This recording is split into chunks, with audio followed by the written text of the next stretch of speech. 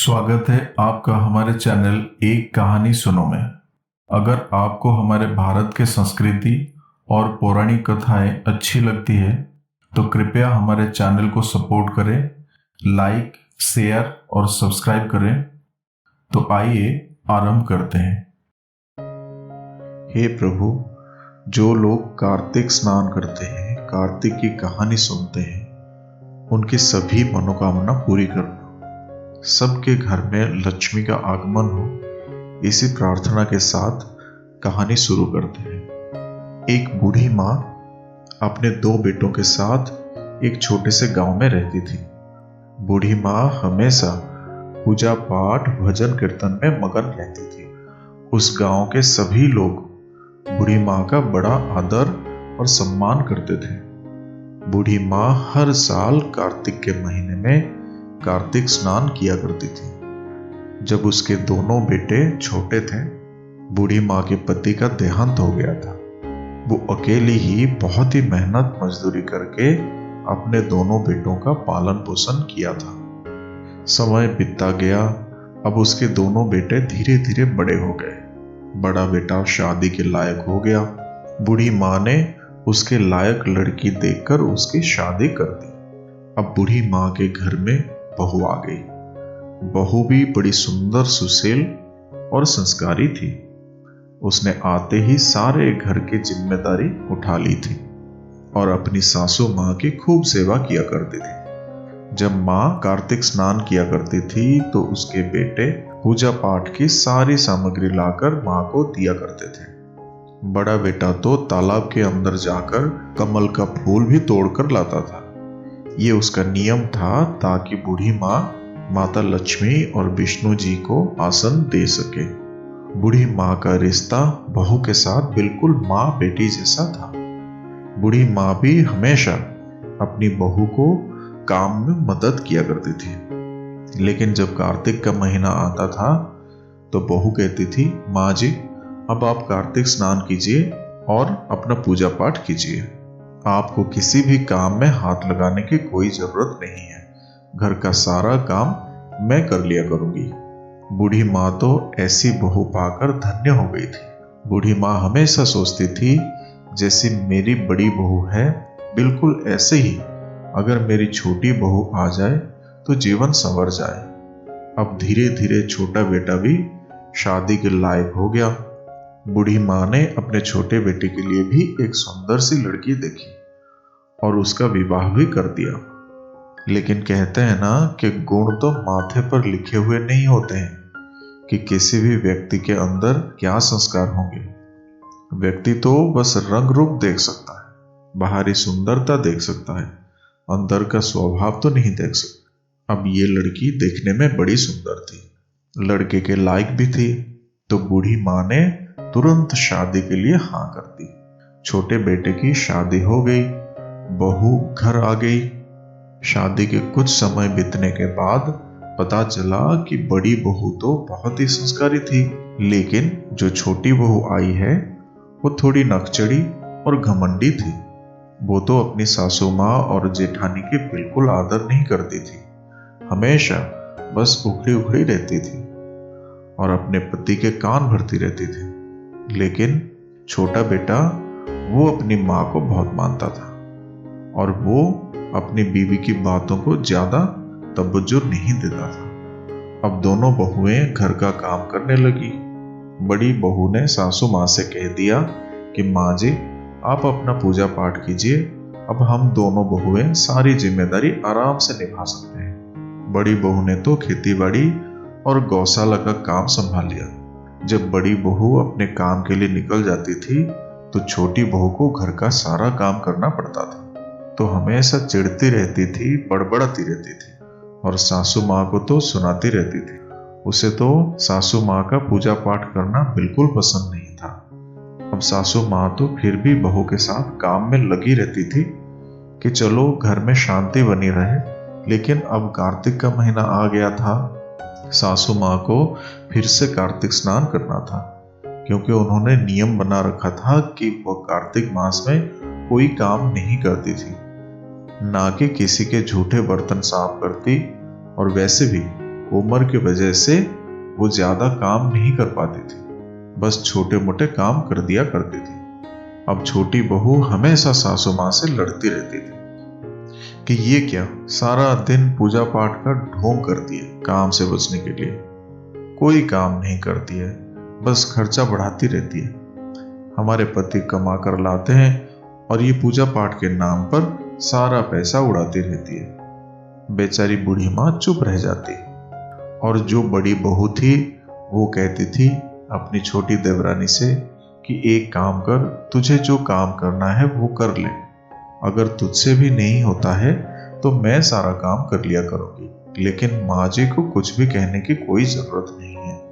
छोटी बहू को तो इतना ही बोलना काफी था कि उसने तो घर में कोहराम मचा दिया।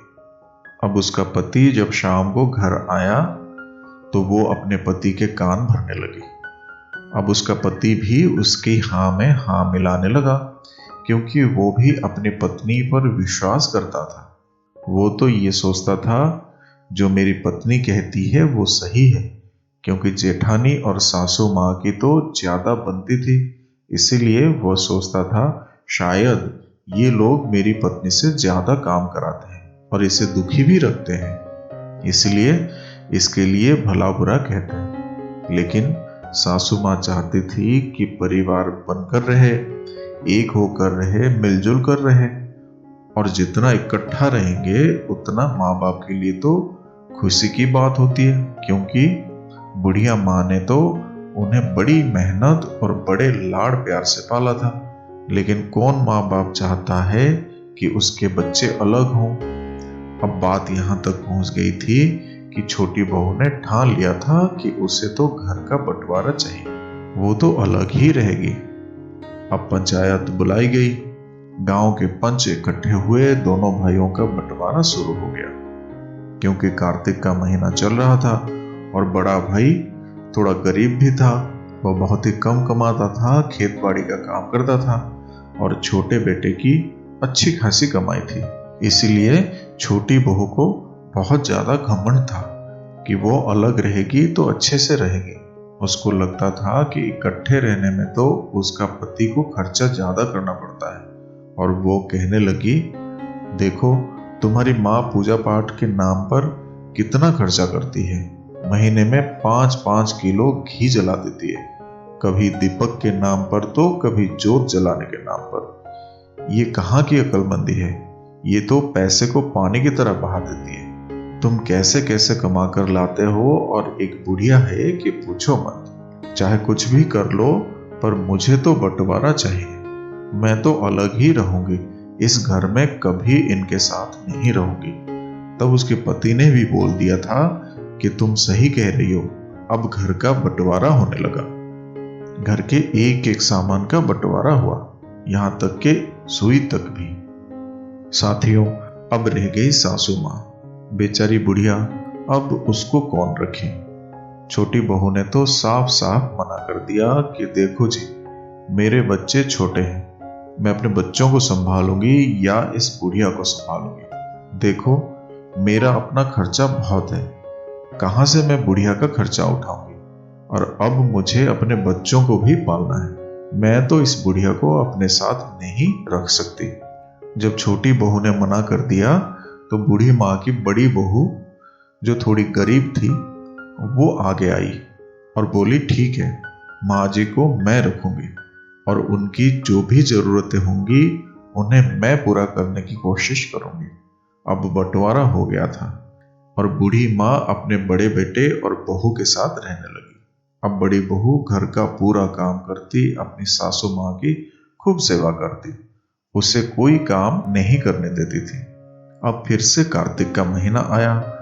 बड़ी बहू ने कह दिया, माँ जी आप कार्तिक स्नान कीजिए, आपको किसी भी काम में हाथ लगाने की जरूरत नहीं है, क्योंकि अब बूढ़ी माँ भी वृद्ध हो गई थी, उससे काम नहीं होता था। तब भी वो बहू की मजबूरी देखकर उसका छोटा मोटा काम में हाथ बटा दिया करती थी। जब कार्तिक का महीना शुरू हो गया और बूढ़ी माँ ने कार्तिक स्नान किया तो बड़ी बहू ने साफ साफ कह दिया, माँ जी आप अपना पूजा पाठ कीजिए और पूजा की जो भी सामग्री थी सब बहू बेटा ने अपना जैसे तैसे करके उसका इंतजाम कर दिया। बूढ़ी माँ पूरी श्रद्धा से अपना कार्तिक स्नान किया करती और बड़े अच्छे और सच्चे मन से और लगन से भगवान विष्णु और माता लक्ष्मी की पूजा किया करती। तुलसी जी को सिंचा करती और एक दीपक तुलसी जी के नीचे लगाया करती और अपना कार्तिक भगवान की कहानी सुनती। अब कार्तिक पूर्णिमा आई तो बूढ़ी माँ कहने लगी कि बेटा, मेरा तो नियम है, कार्तिक स्नान किया है कि मैं कोई 5 पंडित या 2 पंडित बुला के भोजन कराती थी, लेकिन बेटा मेरे पास तो इतनी गुंजाइश नहीं है, तो तू कैसे भी करके 2 पंडित तो बिठा दे जिन्हें मैं भोजन करा दूं और मैं अपने कार्तिक स्नान को पूर्ण कर लूं। तब उसका बेटा बोला, माँ तुम 5 पंडितों को भोजन कराती हो तो अब भी 5 पंडितों को ही भोजन कराओगी। मैं सोचूंगा कि मेरे घर में अच्छा दान पुण्य हो गया। कोई बात नहीं माँ, मैं जो भी थोड़ा बहुत बचा कर रखा है मेहनत मजदूरी करके, वो मैंने इसलिए बचा कर रखा है कि मेरी माँ को जरूरत होगी तो मैं उनकी जरूरत को पूरा करूंगा। अब कार्तिक पूर्णिमा का दिन आ गया। बूढ़ी माँ ने अपना कार्तिक स्नान किया और पंडितों को न्योता देकर उन्हें भोजन के लिए बुलाया। बड़ी बहू ने भोजन तैयार कर दिया और बूढ़ी माँ और बेटे ने पंडितों को भोजन कराया। तभी कोई एक 3-4 साल का बच्चा बूढ़ी माँ के दरवाजे पर आया और कहने लगा, माँ जी मुझे भूख लगी है। बूढ़ी माँ ने उसे बड़े प्यार से अंदर बुलाया, पंडितों के साथ आसन देकर उसे भी बड़े आदर से खाना खिलाया। खाना खाने के बाद वो बच्चा कहने लगा, अम्मा जी मुझे तो शौच लगी है बड़ी तेज की। बूढ़ी माँ कहने लगी, अरे बच्चा ही तो है, कोई नहीं बेटा, यहाँ बाहर बैठकर आराम से कर लो, घर के आंगन में। बूढ़ी माँ ने बोल दिया कि मैं साफ कर दूंगी, क्योंकि बच्चा है, अब वो बच्चा और कोई नहीं, वो तो सच। बूढ़ी माँ ने बोल दिया कि मैं साफ कर दूंगी, क्योंकि बच्चा है। अब वो बच्चा और कोई नहीं, वो तो साक्षात भगवान विष्णु का रूप था। वो बूढ़ी माँ के घर आए थे। उन्होंने कोने में बैठकर शौच का काम निपटाया और बूढ़ी माँ ने उन्हें अच्छे से धो पोंछ कर साफ किया। अब वो छोटा बच्चा अपने घर चला गया। बूढ़ी माँ कहने लगी कि चलो, बच्चे ने शौच किया है तो मैं साफ कर देती हूँ। तो बड़ी बहू कहने लगी, अरे माँ जी आप क्यों करेंगी, मैं हूं ना, मैं करूंगी, आप बैठो। क्या मेरे बच्चे नहीं करते हैं? क्या मैं उनका साफ नहीं करती हूँ? आप बैठो, आराम से बैठो, मैं साफ कर दूंगी। साथियों, जब बड़ी बहू साफ करने के लिए आंगन में गई तो क्या देखती है, वहां पर तो सोने चांदी हीरे मोती जगमगा रहे थे। अब वो बोली, अरे अम्मा जी बाहर आइए तो देखिए तो सही। बूढ़ी माँ बाहर आई तो क्या देखती है, वहां तो सोने चांदी हीरे मोती चमचमा रहे हैं। अब तो बूढ़ी माँ हाथ जोड़ने लगी। वो तो भगवान का लाख लाख शुक्रिया अदा करने लगी। हे प्रभु, आप इस बच्चे के रूप में मेरे घर आए और मैं आपको पहचान नहीं पाई। आप तो मेरे घर पर आए, मेरे धन्य भाग्य, मैं तो निहाल हो गई। प्रभु, मुझे आपका शौच साफ करने का सौभाग्य मिला। अब बूढ़ी माँ के आंखों से खुशी के आंसू बहने लगे। बहू भी बड़ी खुश हुई। अब तो उनके घर में से गरीबी दूर हो गई। उनके तो ठाठ हो गए। अब जब बड़ा बेटा अमीर हो गया, उसने अपना कारोबार कर लिया और कारोबार भी खूब चलने लगा। धीरे धीरे बात फैलने लगी कि बूढ़ी माँ के कार्तिक स्नान के कारण भगवान की कृपा हुई है, इसीलिए उनके घर में इतना सारा सोना चांदी मिला है। धीरे धीरे ये बात छोटे बेटे के कान में पड़ी तो उसके मन में भी लालच आ गया कि पहले तो वो अपने घमंड में रहता था, बड़े भाई को और भाभी को नीचा दिखाता था कि वो गरीब है और मैं पैसे वाला हूं। तो जब ये बात उसे पता चली और देखा कि उसके भाई के तो कारोबार बड़ा अच्छा चलने लगा है और बहुत सुंदर घर बना लिया है, घर में किसी भी चीज की कोई भी कमी नहीं है, तो अंदर ही अंदर दोनों पति पत्नी बड़े भाई और भाभी से जलने लगे। अब उसने अपनी पत्नी से कहा कि देखो, मेरी माँ कार्तिक स्नान करती है, जिसके कारण उनके घर में सोने चांदी की बरसात हुई है। एक काम करते हैं, माँ को हम अपने पास बुला लेते हैं और अब की बार जब कार्तिक आएगी तो कार्तिक स्नान माँ जी हमारे घर पर ही करेगी। तब छोटी बहू कहती है, देखो जी, तुम्हारी बात ठीक है, पर तुम्हारी माँ का नखरा उठाना मेरे बस की नहीं है, ना तो मेरे से काम होता है।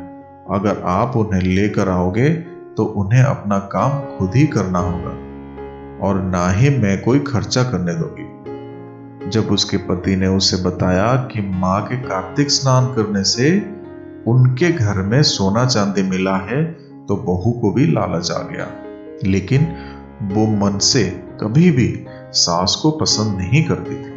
अब छोटे बेटे और बहू दोनों बड़े भाई के घर पहुंचे और बड़े भाई से कहने लगे कि बहुत रख लिया तुमने माँ को, अब माँ को रखने की बारी हमारी है, माँ हमारे पास ही रहेगी। अब कार्तिक का महीना अगले ही महीने से शुरू होना था।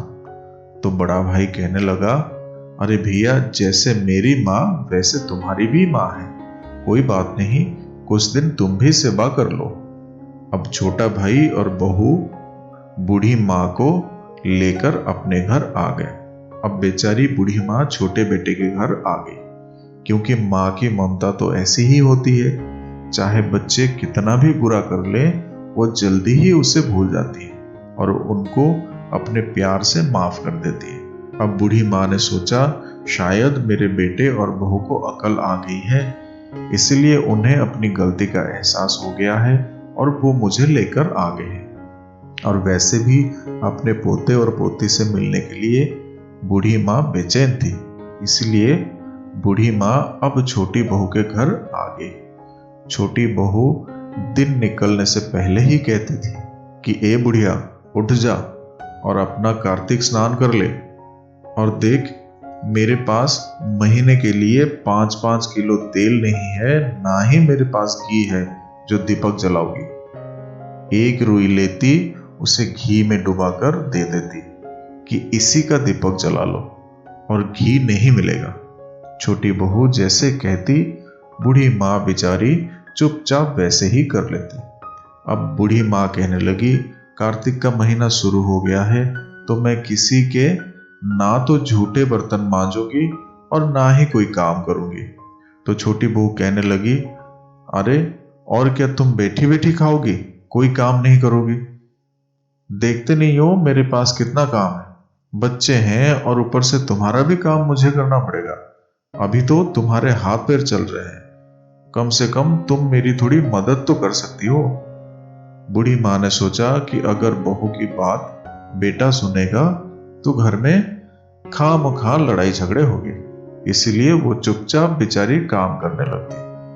अब उम्र तो हो चुकी थी, तो वो भला क्या काम कर लेती।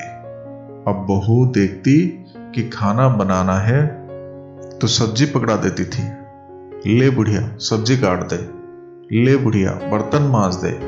ऐसे कर करके उसे ना तो तमीज से बोलती थी और ना ही माँ जी कहती थी, वो तो बस बुढ़िया बुढ़िया करती रहती।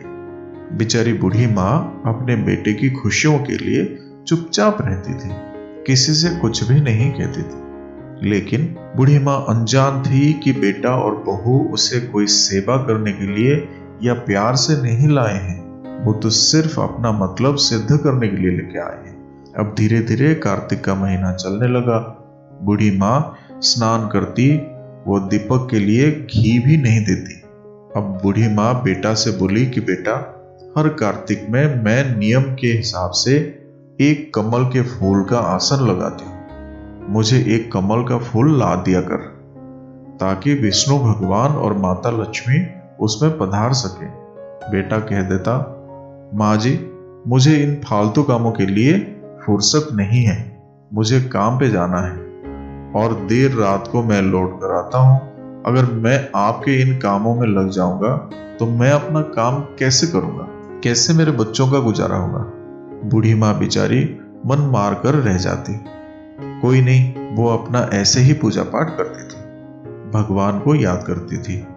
अब धीरे धीरे कार्तिक का एक एक दिन खत्म होने लगा। कार्तिक पूर्णिमा आ गई। अब बूढ़ी माँ अपने छोटे बेटे से कहने लगी, बेटा, कार्तिक पूर्णिमा आ गई है। मेरा नियम अनुसार मैं 5 ब्राह्मणों को भोजन कराती। छोटी बहू कहने लगी, ओ बुढ़िया, हमारे घर में इतना धन नहीं है कि हम बेफालतू का खर्चा करें। तुम्हें अगर कराना है, कोई छोटा बालक देख लो और एक को भोजन करा दो, वही हो जाएगा।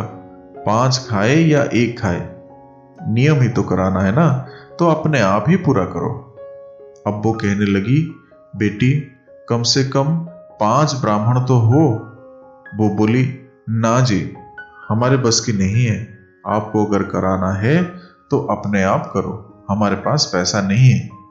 अब बेचारी सोचने लगी, किसको बुलाऊं, किसको बुलाऊं, और मन से प्रभु को याद करती कि अब तक तो मेरा नियम था, कभी मैंने नहीं टूटने दिया। बड़े बहू और बेटा चाहे कितने भी गरीब थे, लेकिन उन्होंने मेरा नियम हमेशा पूरा करवाया। अब बूढ़ी माँ सोचने लगी, जब तक मैं ब्राह्मणों को भोजन नहीं कराऊंगी, मैं खुद भी खाना नहीं खाऊंगी।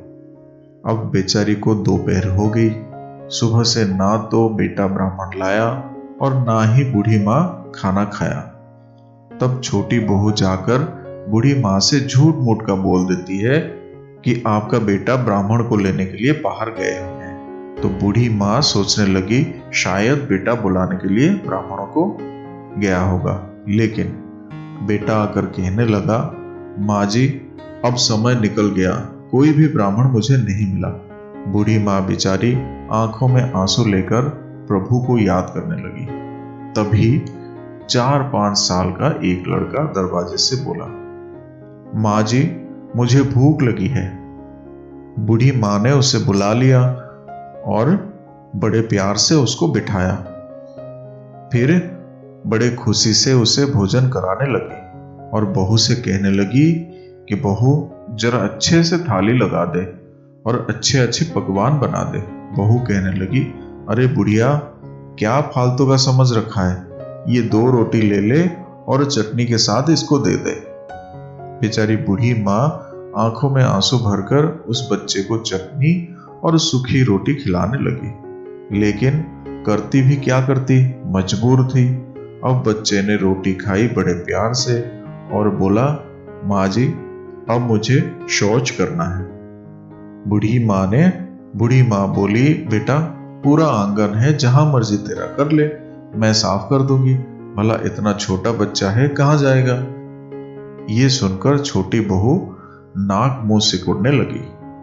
फिर गुस्से से बोली, अगर करना है तो तू सुन ले बुढ़िया, साफ तुझे ही करना पड़ेगा, मैं तो नहीं करने वाली। मैं बिल्कुल भी हाथ नहीं लगाऊंगी। दूसरे का बच्चा है, यही खाएगा और यही शौच करेगा, मुझे नहीं अच्छा लगता ये सब। तो बूढ़ी माँ बोली, कोई बात नहीं बेटा, मैं साफ कर दूंगी।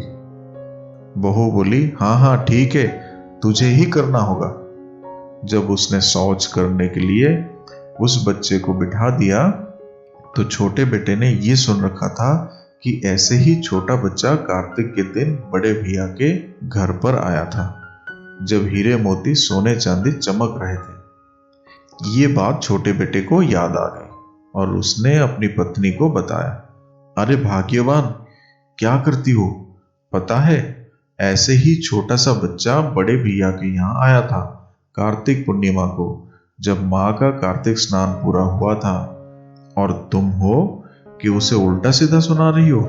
बड़ी भाभी ने उसकी बहुत सेवा की थी और उसका शौच भी खुद ही साफ किया था, तभी तो उसे सोना चांदी मिला। तो छोटी बहू बोली, तो ठीक है, अगर ऐसी बात है तो मैं ही कर दूंगी। अब वो बच्चा तो अपना शौच करके चला गया था। अब बूढ़ी माँ बोली बहू से, ला बेटी, मैं साफ कर देती हूँ। अब छोटी बहू के मन में तो बड़ी लालच थी कि मेरे घर भी सोना चांदी मिलेगा। वो तो बहुत ही खुश हो रही थी। वो बोली, अरे माँ जी, आप क्यों करोगे?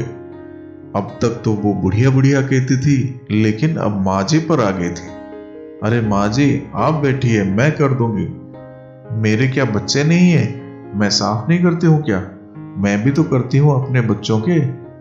और साथियों, जब वो साफ करने के लिए चली तो क्या देखती है, पूरे घर में गंदगी ही गंदगी हो रही है। अब वो तो बूढ़ी माँ को भला बुरा कहने लगी, खूब उसे उल्टा सीधा कहने लगी, मेरे घर में क्या क्या करवा दिया है। ये कोई सती बुढ़िया नहीं है, ये कोई कार्तिक वार्तिक स्नान नहीं करती है, ये तो सब ढोंग करती है। देखो, मेरे घर में आकर तो इसने पता नहीं क्या क्या जादू टोना कर दिया है कि देखो, मेरे घर में गंदगी ही गंदगी हो गई है। और वो बुढ़िया को धक्के मारकर घर से बाहर निकालने लगी कि जा, निकल जा मेरे घर से, मैं तो तुझे घर में नहीं रखूंगी। बूढ़ी माँ रोती हुई घर के बाहर खड़ी हो गई। जब बड़े बेटे और बहू को पता चला तो वो दोनों दौड़े दौड़े आए और छोटी बहू से कहने लगे कि ये तुम अच्छा नहीं कर रही हो, तुम्हें ऐसे माँ जी को धक्के देकर नहीं निकालना चाहिए था। क्या तुम लालच के लिए ही माँ जी को लेकर आई थी? अरे माँ जी सती है और माँ जी के सत्य के कारण ही हमें ये सब प्राप्त हुआ है। तुम तो लालच से भरी हुई हो, तुम्हारे लालच के कारण आज तुम्हारे घर में ये गंदगी भर गया है। तुम तो माँ जी के सेवा करने के लिए लाई थी, सेवा करती तो अच्छा फल मिलता। तुम उनकी सेवा करो तो तुम्हारे भी सब काम पूरा हो जाएगा। पर छोटी बहू थी तो द्रुत, उसने उन्हें लड़ झगड़ के वहां से भगा दिया, खूब उल्टा सीधा सुनाया। बेचारी बुढ़िया रोती तड़पती बड़े बेटा और बहू के साथ वापस उनके घर आ गई। तभी छोटी बहू ने भगवान से प्रार्थना करने लगी कि हे प्रभु, ऐसा मैंने क्या कमी कर दी जो बड़े बेटे के घर में तो खूब सारा सोना चांदी भर के दे दिया और छोटे बेटे के घर में इस तरीके से गंदगी भर दी। तभी गांव वालों ने छोटे बेटा और बहू को समझाया कि देखो, तुमने जो बूढ़ी माँ का अपमान किया है, इसीलिए तुम्हारे घर ऐसा हुआ है। तुम्हें बूढ़ी माँ से माफी मांगनी चाहिए, नहीं तो तुम्हारे पास जो भी बचा कुचा धन है वो भी चला जाएगा। क्योंकि अब हाल ये हो गया था कि जिस भी काम में वो हाथ डालते वही काम में उन्हें नुकसान होने लगा। अब छोटा बेटा और बहू को एहसास होने लगा कि कहीं उन्होंने कोई गलती तो नहीं कर दी।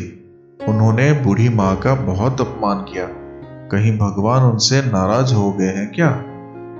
इसीलिए जो भी काम करते हैं कुछ ना कुछ नुकसान ही हो जाता है। घर में अब उनके 2 वक्त की रोटी के भी लाले पड़ने लगे थे। बहुत गरीब हो गए और अपनी करनी पर पछताने लगे।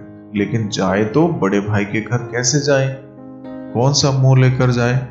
अब छोटी बहू को समझ आने लगा, उसे अपनी गलतियों का एहसास भी होने लगा।